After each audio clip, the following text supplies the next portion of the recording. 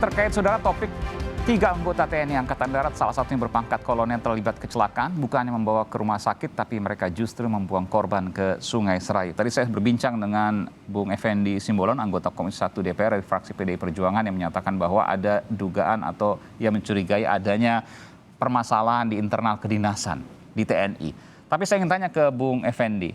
Bung Effendi, kalau ada permasalahan internal kedinasan secara psikologi, kan sudah dites. Mau naik pangkat, tes psikologi. Mau sesko, tes psikologi. Mau sekolah, tes psikologi. Ketahuan dong kalau ada abnormalitas. Rasanya argumentasi Bung Effendi kurang tepat. Oke, nggak apa-apa. Kalaupun nggak tepat, tapi justru menarik buat saya karena mereka ini kan perwira aktif. Berarti kan masih di bawah kendalinya TNI. Ya. Tapi karenanya yang bertanggung jawab kan TNI secara institusi. Nah, saya di rapat kerja pada kesempatan pertama nanti saya ingin membedah itu. Seperti apa sih 5 tahun terakhir setiap prajurit, setiap perwira ini lihat riwayat hidupnya berdasarkan data psikologis di masing-masing kesatuan. Gitu. Ya, itu dan Karena itu kan terbuka. Artinya setiap kesatuan pasti punya track recordnya, rekam jejaknya. Betul ya? Pasti punya. Dan kalau ada abnormalitas pasti kan kelihatan di situ dan kemudian tidak dilanjutkan dan nggak mungkin juga kemudian bisa naik pangkat. Kalau seandainya Akmil 94 kolonel masih dalam tataran karir yang cukup baik lah, betul ya?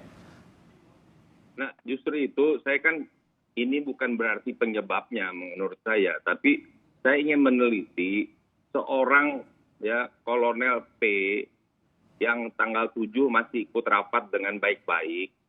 Kemudian tanggal 8 dia ingin pulang karena dia berdinas di Kodam 4 tadinya dan seterusnya keluarganya. Kemudian dia juga pada saat berkendaraan di Nagrek itu bukan pelaku dari kecelakaan itu sendiri. Ya. Nah, pertanyaan saya itu mulai muncul itu dari mulai dia terbangun sampai dengan diduga bahwa dia pelaku, apalagi ada yang mengatakan otak, apalagi yang mengatakan berencana. Menurut saya tidak mungkin. Berencana itu kan jauh hari. Kalau dia nggak kenal korbannya, dia nggak kenal siapa ini si dua remaja ini. Nah, kalaupun misalnya korban, itu kan yang kena hanya misalnya si Kopral D saja. Tapi kenapa kemudian dia melakukan itu kalau dugaan itu benar nanti di pengadilan ya. Di situ maka saya kaitkan dengan dia di mana dia berdinas. Dia kan di TNI. Nah ada apa sih di TNI ini? Yeah. Kenapa seperti ini terjadi? Dan saya bukan sekali 2 kali menemukan seperti ini. Maka seperti 2 tahun yang lalu kita temukan lebih dari 1.000 ya dari 3 matra. Mereka tidak berjabatan, itu juga satu masalah. TNI, dia pangkat kolonel, pangkat brigjen, maijen, tidak berjabatan banyak. 1.000 perwira, pamen atau pama Nah, atau? Pama dan pati banyak. Pamen dan pati? Ya, di polisi juga begitu. Di polisi TNI Polri, 1.000 perwira menengah dan perwira tinggi tidak berjabatan? Iya, tidak berjabatan. Makanya akhirnya dibuatlah diskresi, ditempatkanlah di bidang-bidang sipil yang melanggar aturan sebenarnya menjadi ini, menjadi itu, menjadi ini dan seterusnya.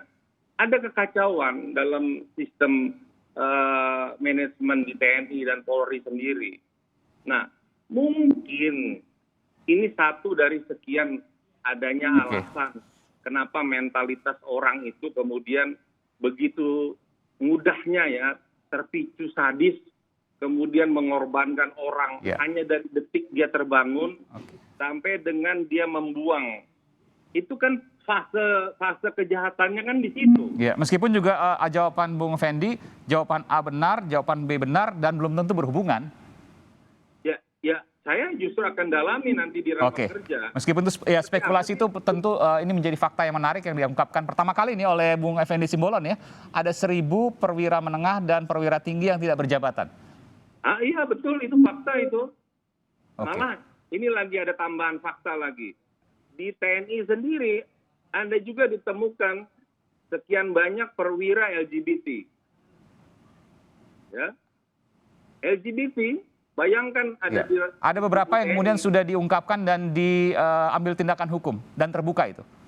Loh, ini maksud saya, karena TNI ini kan milik kita. Anda kan menanya saya anggota DPR Komisi 1. Iya. Nanti di forum di Komisi 1, saya akan tanyakan itu.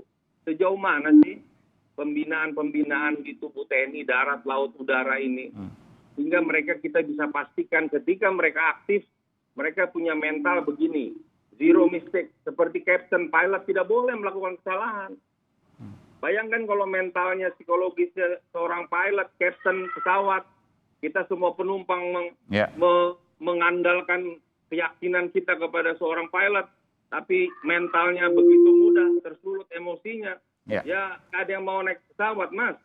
Iya. Tentu ini fakta yang menarik. Nanti kita akan tunggu dari Bung Effendi Simbolon, rapat kerja dengan Panglima TNI dan juga dengan Kasat. Mudah-mudahan terbuka, jadi kami juga bisa ikut kemudian mencermati permasalahan ini dan secara transparan itu bisa dibahas. Mudah-mudahan tidak terkategorikan sebagai rahasia negara sehingga bisa terbuka data-datanya. Nanti kita akan tunggu. Tapi saya ingin bertanya terakhir ke Bung Effendi, Bung Reza Indragiri. Bung Reza, soal pembunuhan berencana tadi, katakan oleh Bung Effendi nggak mungkin terjadi pembunuhan berencana karena harus direncanakan beberapa hari. Mungkinkah itu? Pembunuhan berencana dihitung berdasarkan apakah itu dalam satu hari atau bulan ataukah detik atau menit. Ya. Oke, nggak ada kaitan dengan satuan waktu, tapi ada perencanaan memang. Yang penting itu yang menjadi garis bawah. Nah, itu akan dideteksi lewat kalkulasi matematis yang ada di dalam kepala pelaku maupun para pelaku. Kalau memang jumlahnya lebih dari satu. Jadi mungkin saja ada diterapkan pasal pembunuhan berencana karena ada dugaan masih hidup korban, lalu kemudian tidak dilakukan pertolongan, justru malah dibuang, yang pasti akan meninggal. Ya, salah satunya. Kalau kita bicara unsur utama yaitu target, memang kita bicara tentang korban apakah antara lain masih dalam kondisi bernyawa atau tidak. Yang kedua, kita harus bicara tentang unsur investasi. Ini manfaat yang dicari dari aksi pembuangan tubuh korban. Yang resiko, apakah para pelaku atau pelaku sudah melakukan perhitungan sebelumnya, bagaimana mereka akan berusaha menghindari macam resiko yang akan mereka nantinya. Oke, pertanyaan kedua, Bung Reza, mohon maaf karena waktu terbatas. Tadi saya katakan kalau seandainya masalah psikologi kan pasti akan kelihatan, karena setiap tingkatan, setiap mau naik pangkat, setiap sekolah, itu pasti ada tes psikologi yang mendahului setiap anggota TNI dan juga Polri tentu ya. Dan ini pasti akan kelihatan kalau ada abnormalitas. Jadi apa yang kemudian disampaikan oleh Bung Effendi terbantahkan dengan itu, benarkah? Asumsi Bung Aiman tidak tepat. Karena Aiman berasumsi bahwa pemeriksaan psikologis yang dilakukan secara berkala akan bisa serta-merta menangkap adanya perubahan kondisi psikologis yang ternyata tidak berlangsung secara berkala pula. Dengan kata lain, berbagai macam abnormalitas psikologis bisa tumbuh atau muncul sekonyong-konyong tergantung dari bobot stres yang dialami oleh masing-masing individu maupun institusinya. Jadi tes psikologi yang berkala itu tidak bisa kemudian memfoto abnormalitas atau katakanlah potensi abnormalitas misalnya? Bung Aiman berbicara tentang kenaikan karir, keperluan pendidikan, itu bisa kita ramal kapan akan kita lakukan. Tetapi terkait dengan sumber stres yang berlangsung sehari-hari tidak sesederhana itu. Paling tidak ada 5 sumber stres yang harus diketahui. Pertama, sumber stres dari lingkungan keluarga. Yang kedua, dari lingkup kantor, dari lingkup organisasi, berkaitan dengan tata kelola organisasi, apakah sudah memadai atau tidak. Kemudian juga terkait dengan institusi, yaitu bagaimana bobot beban kerja yang harus dijalani oleh masing-masing personil dibandingkan dengan alokasi waktu, tenaga, dan seterusnya. Sumber stres yang keempat adalah bagaimana masing-masing personil membaca ekspektasi masyarakat. Kalau mereka menaruh empati tinggi, tentu kita bisa bayangkan bahwa akan ada tekanan ekstra yang mereka rasakan. Baik. Dan bagaimana mengetahui itu semua? Ketika tadi katakan oleh Bung Effendi, bahaya kalau seandainya punya pilot misalnya, ini kita analogikan dengan pilot, yang kemudian tidak terdeteksi memiliki abnormalitas. Sementara tes-tes psikologi yang Anda katakan tadi belum tentu bisa memfoto itu semua. Jadi bagaimana caranya, Bung? Nah, pengelolaan psikologi personil tidak menurut. Bagaimana? Mohon maaf, terputus. Ya, pemeriksaan terhadap psikologi personil itu tidak semata-mata mengandalkan unit SDM atau unit psikologi. Tetapi sesungguhnya Lemdiklat bisa diberdayakan untuk memastikan bahwa kondisi stabil yang dialami oleh masing-masing personil bisa terpelihara lewat kurikulum pendidikan yang diberikan kepada mereka. Di Polri, Lemdiklat, kalau di TNI, Kodiklat begitu ya? Macam itu. Oke, itu yang kemudian bertanggung jawab atas kondisi psikologis personilnya. Saya selalu mengatakan untuk organisasi yang dengan tugas yang sangat berat seperti Polri maupun TNI, ada ujung tombak yang harus dikedepankan. Dua antaranya relevan dengan perbincangan kita, yaitu unit SDM dan sekali lagi unit diklat. Oke, baik. Ini tentu menjadi pembahasan yang menarik.